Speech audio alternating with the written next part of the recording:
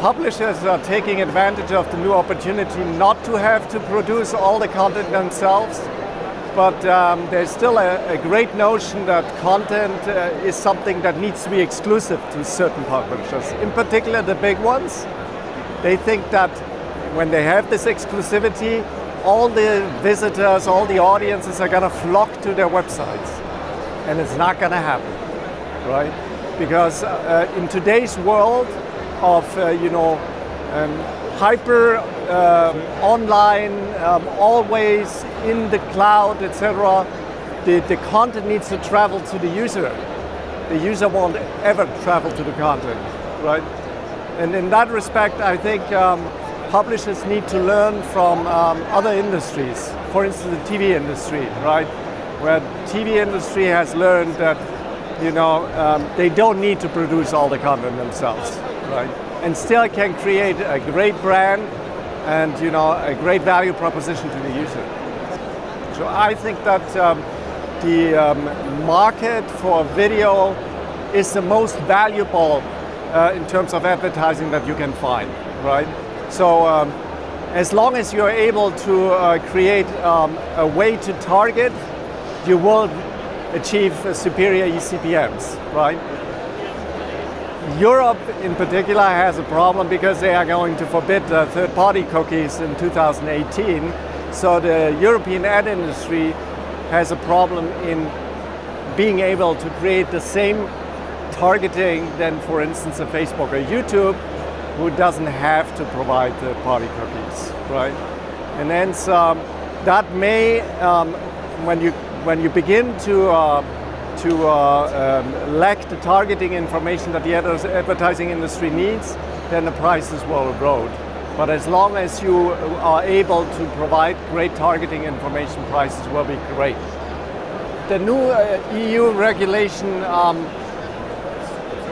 for the end user is going to be great, more privacy, right?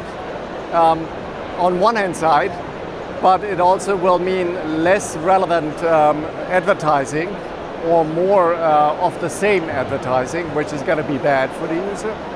I think overall the GDPR is putting European publishers at a disadvantage compared to Facebook and YouTube, right? Because they don't have this walled garden, and they need to rely on some kind of tracking information that allows them to track users. Now there are great initiatives. One is led by ProSieben to create a general DMP that allows the industry to basically feed into the DMP based on a password-protected login information, user information, and then allow again for more targeting.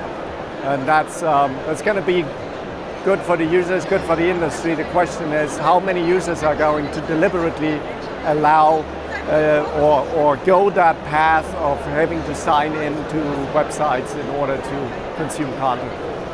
So obviously we're still young, right? A year after launch or after beta launch, we're still here, so, which is a good thing.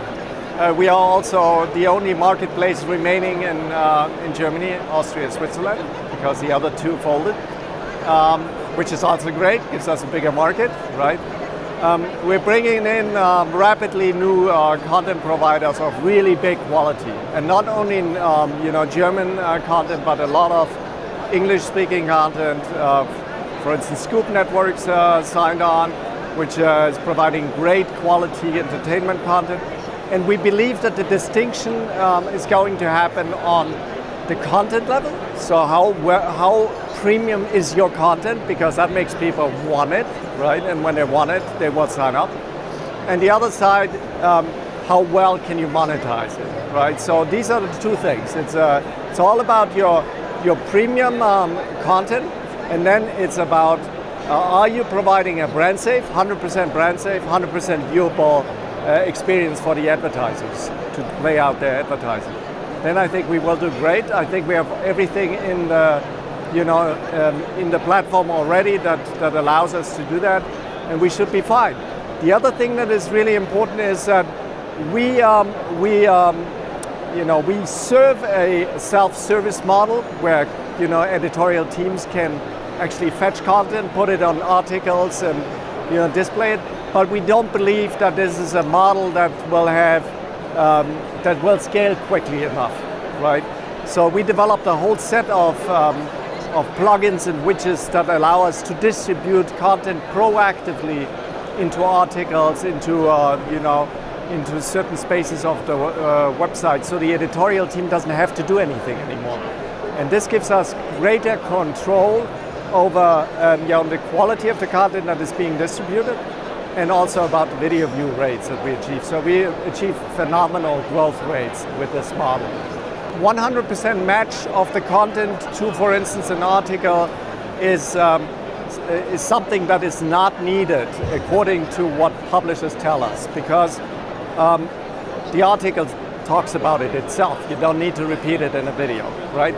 But what is interesting for publishers is the ability to have content that is thematically matching either the website itself or the content on the website. So that is not a very difficult problem to solve, so we solved it. And so we provide these thematically matching content feeds. And the big distinction to fully automated systems is that every video that we distribute has been seen by a human before, that been approved. So we have a quality seal on top of that.